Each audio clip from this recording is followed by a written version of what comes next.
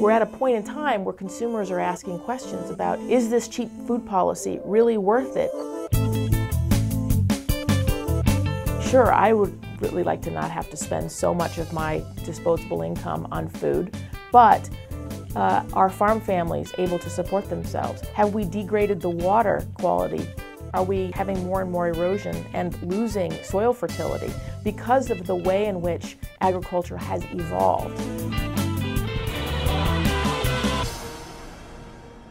So then the question becomes, how can it evolve in a different way?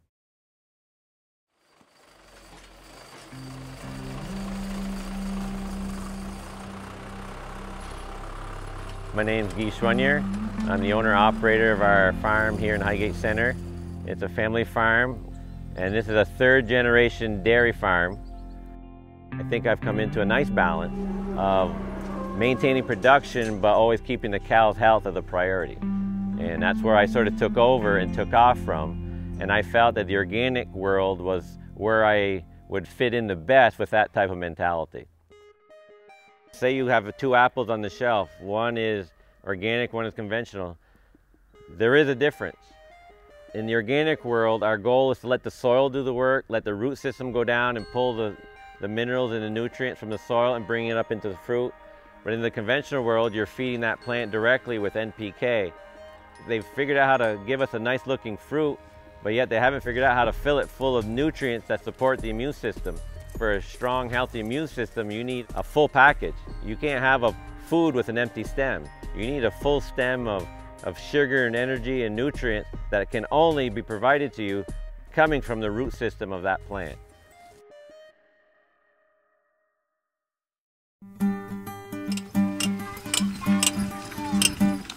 We're a pasture-based farm.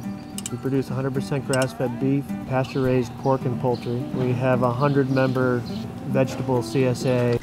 As a small farm, we run up against a lot of hurdles, mostly regulatory hurdles, from the perspective that most regulation is designed to deal with very large operations. What we'd like to see is, in some ways, having the government where it's reasonable, and small farms who are dedicated and have local communities that know them, be able to do their own processing without a huge amount of regulatory hurdles to get over.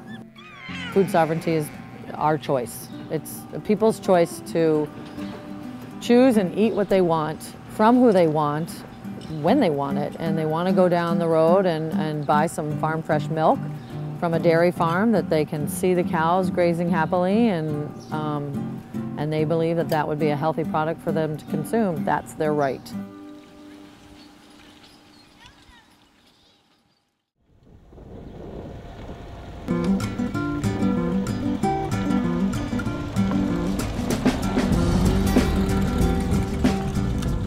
I think what's happening in Hardwick from a broader community scale is about how we move nutrients throughout the community, and dairy nutrients are part of that. The Central Vermont Solid Waste Management District runs a truck through the area, and it stops and collects food scraps from schools and restaurants and grocery stores and nursing homes. And those materials come here where they get blended with manures from local farms, wood chip from loggers, and we make a high quality compost that then in turn goes out to growers like High Mowing Seeds and Pete's Greens, who are then growing products, whether it's seeds or produce, that are coming back into the local food system. Pete sells to Claire's. Claire's separates their food scraps. The truck picks it up and brings it back here. And so one of the things that does articulate is the capacity for us to own those nutrients. There are a lot of these same components all over the state of Vermont and all over this country and globally. And there are food systems movements all over the place that are, I mean, this is a prairie fire right now, and it's not stopping. Here we are in this little state. We're also within half a day's drive of like 50 million people. Boston, New York, Montreal. And we are a very good agricultural state. So we need to work together as a region to serve these, the regional need that we have, in addition to just serving our own need. We can continue to encourage people to move here, stay here, start operations, so that the market is not a limiting factor, because it shouldn't be, because there's scads of market nearby, And there's very efficient ways to move food that distance, and you can still have really high quality, really fresh food if it's traveling 3 to 5 hours, something like that. There are literally hundreds of new farmers coming in to Vermont that are starting small-scale pasture-based programs that build soils. And you know, it all starts from the ground up. It starts with the soil, and if you're building soil, then good things are going to come from that, whether it's vegetables or crops or animals. It's all going to be good. In many ways, we don't have a choice. We have to change the existing system because it's just not going to be ecologically sustainable. And we can't continue to lose farmland from good agricultural production. We have to be able to feed ourselves.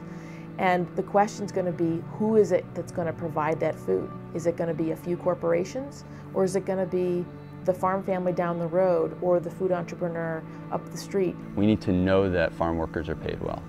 We need to know that soil is being managed well. We need to know that there's no toxins in that production.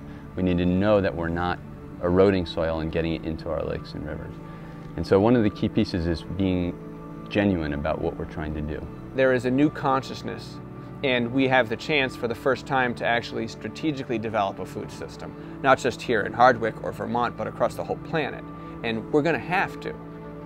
So we better.